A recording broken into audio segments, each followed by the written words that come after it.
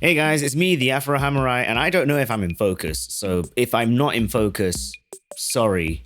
I'm one person trying to do this recording. Now I'm on my dining table, but I'm not doing a dining table session, and I've got my computer, but I'm not doing a season to taste. Instead, I'm doing a little bit of a mini review and overview of something new that I'm trying out called SoundID Reference.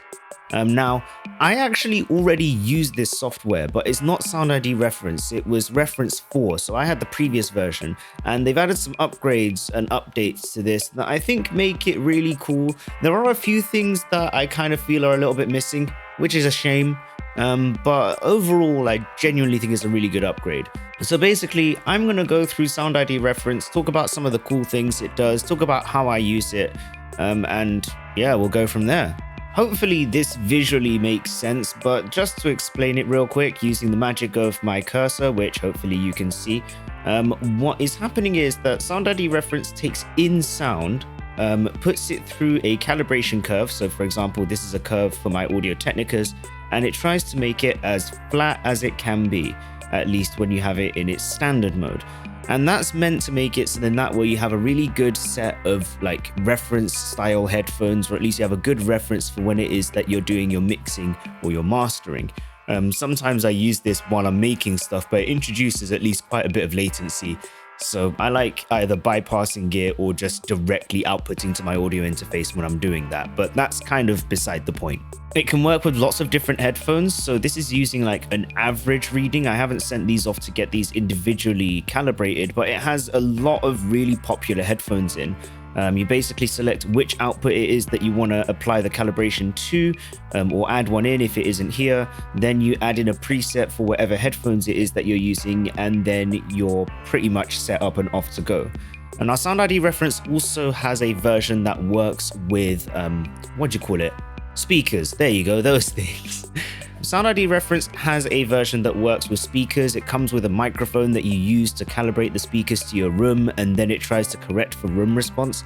I only have like my one set of speakers like most people, but I also don't have a desk and a permanent place where they are. So realistically, I would have to then calibrate them every time I bring them back out, which is why I haven't bothered to get the speaker version. But you can always upgrade and get yourself a microphone later on if you choose. I'm just using the headphone version because, well, that's at least what tends to be the most consistent in my mixing. The way that it works in this mode, which I have, which is the system-wide version, is essentially as an audio output or an audio driver. So you send all your audio in through SoundID Reference, it does everything, and then it outputs it using whatever driver it is to whatever output you want.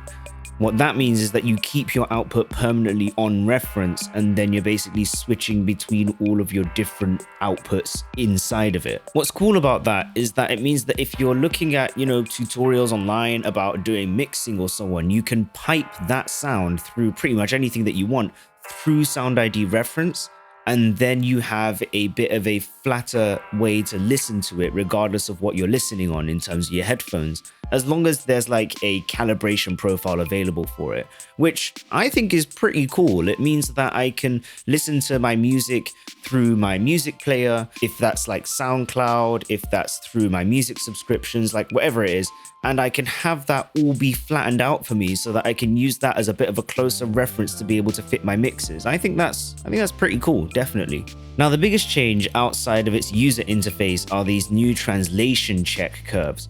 Now, in Reference 4, you had two curves. You had the X curve, which was for like, I think, film and video and stuff like that. And then you had the B&K 1974 curve, which was a target curve for most hi-fi systems. Those aren't in here anymore, which is a little bit of a shame, but they do have what seems to be much cooler stuff in here.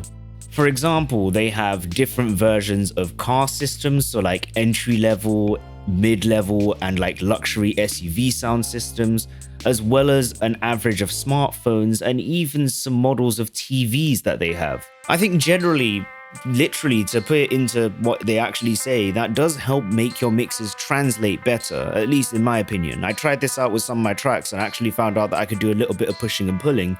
Then I turned the translation off, listened to it like completely dry through my headphones and speakers like normal, and it sounded really, really good. I really enjoyed it. Yeah. Mixing gurus, please don't come at me.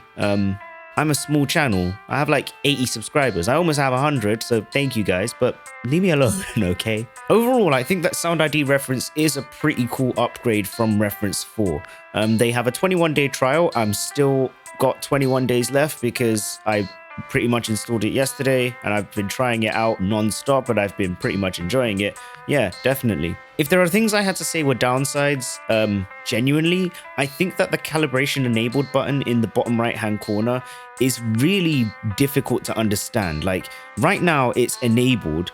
If I do that, it's disabled. It does say calibration disabled on it, but it would be nice if it also had like, I don't know, like green text, or if it changed color a little bit more. So these small things can help. I think it would be a really nice subtle thing they could do to add a little green like text, and it wouldn't really change or detract from the really good design that they have in this application. Things that I do like, however, is that it's really a lot quicker to get to the settings that you want. So if I wanted to change my audio buffer size to reduce my latency, it's really easy for me to go into the device settings and I have it straight here. I have the ability to restart the playback engine, set my sample rate, rather than before where it kind of just felt like you had to do that within the system and it just kind of felt like a bit more of a scroll. Yeah, I think overall making all of the text a little bit smaller and spacing everything out a bit has definitely made it a much nicer application to use. Also, as a side note, if you're trying out the trial of SoundID reference and you owned reference 4 before, make sure that if you need to do any backups of reference 4 that you do, and I would also suggest that you get yourself the reference 4 installer alongside the SoundID reference installer, because it looks like if you try and open reference like 4, it doesn't open. This is the only one that opens. I'm guessing it overwrites some sort of files that needs to be able to work. I hope you've enjoyed this video and found it useful. I might do another one of these while I'm sat at the table, but yeah, feel free to leave in the comments if you find this useful. I think this is a really great mixing tool, so you should definitely give it at least a little bit of a try. Maybe throw some tracks at it, see if you can get it mixed better, see how it translates when you then move it onto your actual stuff, like your actual smartphone and so on. But yeah, stay safe, order yourself some food because you deserve it. Cool.